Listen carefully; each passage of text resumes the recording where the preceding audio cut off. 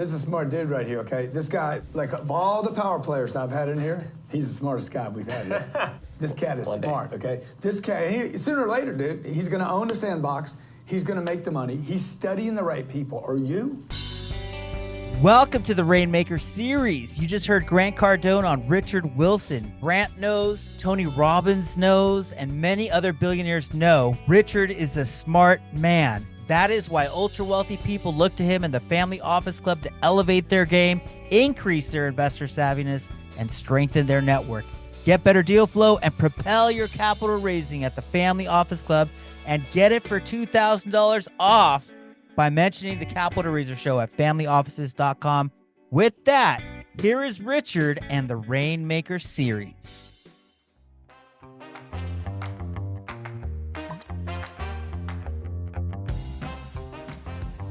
Hello, everybody. Richard C. Wilson here, Family Office Club.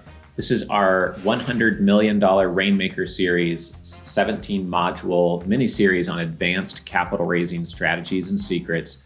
We're now on module number 3 out of 17. This is not going to be the most popular module, but we have to cover it because it's fundamental to a lot of the other things that will make you more effective when raising capital. If you haven't watched module number 1 and 2 and the introduction module yet, I would encourage you to go watch that. This is going to make a lot more sense if you've watched those. Since you probably already have watched those in this series, you'll know that you are much more effective if things are dialed into the exact needs, frustrations, headaches, and excitement and knowledge and vocab of a specific investor demographic, right? We know that your language will convert them if it hits them between the eyes with where they are on the 3 trust curves of understanding and trusting your industry, you as a team and leader, and then the opportunity itself. And so the branding you use is really critical. Obviously, there are people who have raised $1 billion and they don't use anything we talk about in these 17 modules. If you have an amazing referral base, if you are a partner at Goldman Sachs for 25 years and then roll out your own shop, etc., then you may not need any of these strategies, right? But if you're watching this, it's because you want to get another 1% edge, another 2% edge. And a lot of these things, once you understand them and do them, they sweat for you for the rest of your career. This is a module that provides you with specialized knowledge that most people raising capital do not have. And this stacked on top of 3 to 5 other ideas will give you an unfair advantage in the marketplace. So branding is something, lots of times people want to say, oh, let me move on to the next module. We already have our brand. We chose our Greek god, or it's Wilson Capital or ABC Capital, because ABC stands for this, this, and this, even though nobody ever asked what they stand for. So we just have a meaningless name.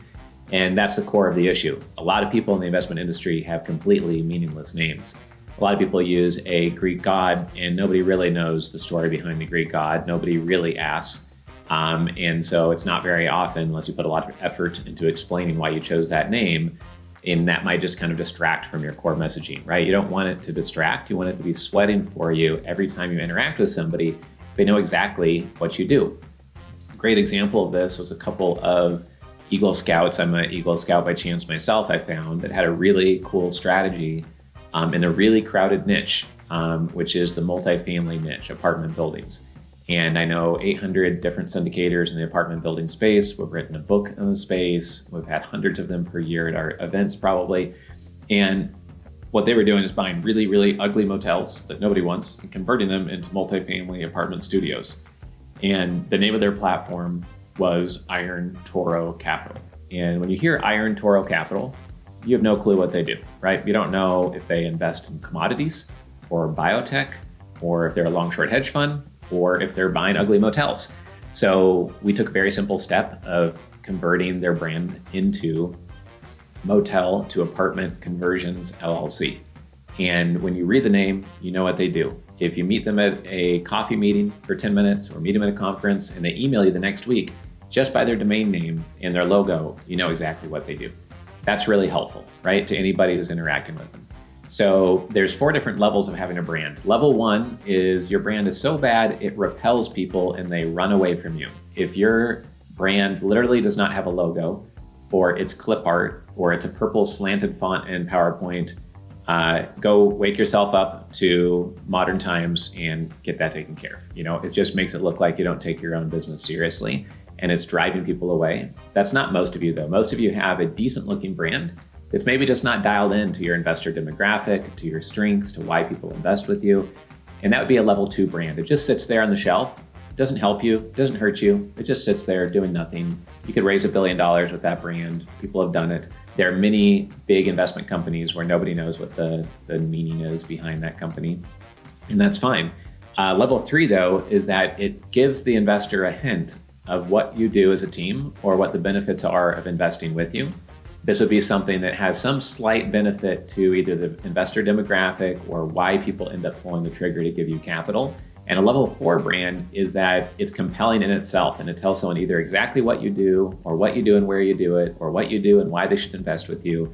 And an example of that is motel to apartment conversions, because you know exactly what they do, and people who know the apartment building, multifamily space may find that pretty interesting to learn more about right on the surface level.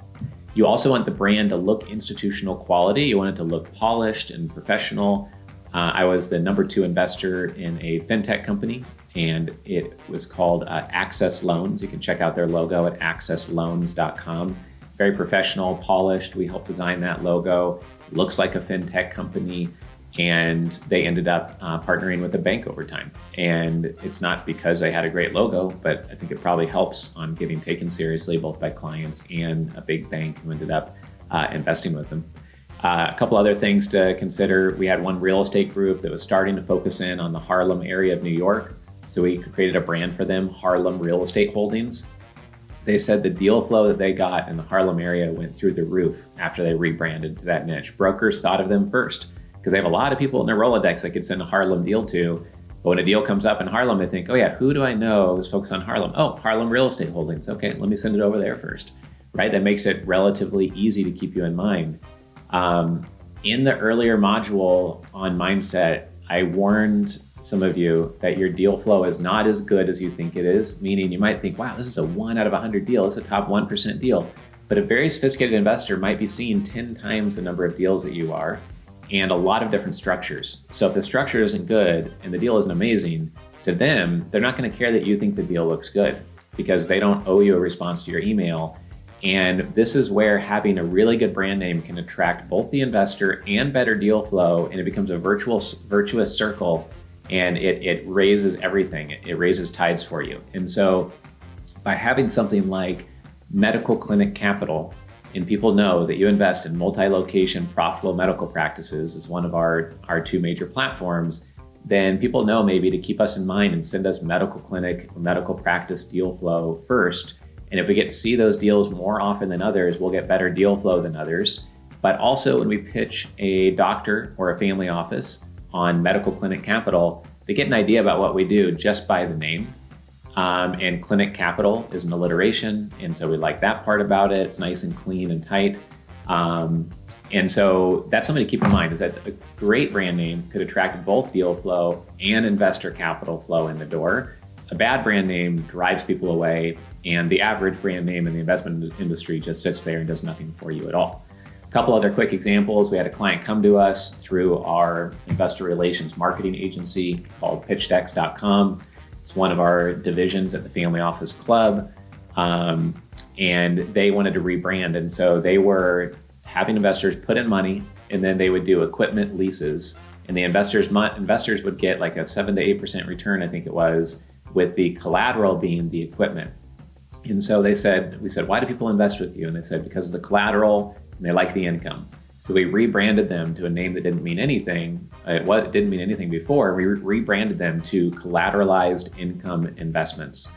As soon as they did that, they said things picked up. They became easier. People got what they were doing and why they were doing it. We helped them show pieces of their equipment in the pitch deck and in the one pager, and everything started moving faster for them.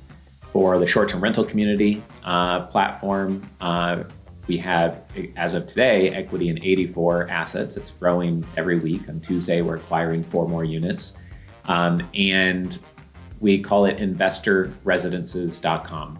When you go to any of our Airbnb guests that go and stay at our houses to get access to Wi-Fi, which is just about every single person, they have to log in to our Wi-Fi network, and they have to type in investorresidences.com for the username and investorresidences.com for the password. So there's no way they stay at our properties and not know that it's owned by investorresidences.com. And I guarantee you over time, we're going to pick up a strategic relationship or investor or repeat booking, et cetera, through the branding of investorresidences.com. You can look at the logo and branding also on dentistinvestors.com. So I have dialed that into the medical world. And several years ago, probably 6 years ago, we had done so many family office conferences and we were starting to have a private equity slant to some of them. So we said, well, it's not just family offices now, it's private equity, hedge funds, real estate, it's more than just family offices. And we said, what if we called it Wilson Conferences? Maybe that's a better name. And it was a big mistake. Immediately, we felt the airplane is like one of our engines and shut off, and things started to come off the rails on people actually being interested in joining our platform. We put it back to Family Office Club and things took off again. So people want to be part of a family office club. They don't care at all about Wilson Conferences. The only people who care about a brand that has your last name on it are people who are so far up that trust curve in you that they would invest no matter what you called your business. You're not trying to customize your brand to attract people that already like you and do business with you. You're trying to customize your brands, and you reach out to a complete stranger who's very busy. They say, oh, that's just for me. Oh, that's interesting. That's related to what I know really well. Or that's related to a niche that I've always been interested in getting access to, or that sounds unique and valuable. So this was module number 3 on branding. How we've learned this was a few different ways. I run the Family Office Club. I've been running this investor club for 16 years. We've hosted 190 live events as of right now. We host 15 live events per year, and every quarter we host a big investor summit. This has 400 to 1,400 people at every investor summit, 70 to 130 speakers on stage.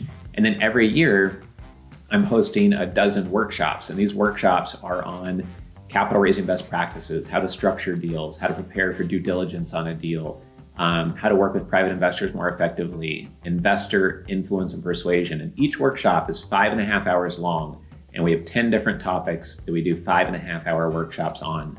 So between running Family Office Club, which you can learn more about if you'd like to join us and come to some of those live events, you can go to familyoffices.com.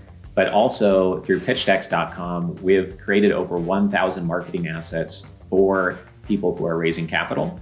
And we've done this for over 200 clients. And so we have learned through our own capital raises, through clients, through speakers on stage, well over 1,000 speakers on stage every couple of years, honestly, what works when raising capital, what doesn't work. And the people who are struggling do a lot of things in common. And the people who raise a lot of money every year do a lot of things in common, but they're not the same things. And so we try to identify those golden threads and share them with you through our workshops, through our books, through our YouTube channel, through the 17 module mini-series. So I hope you enjoyed module number 3 here on branding. And our next module, number 4, is going to be on designing and scripting out your compelling one-liner for your investment offering and your company. So this is Richard Wilson, and thank you for joining us in this mini-series, and I'll see you on module number 4.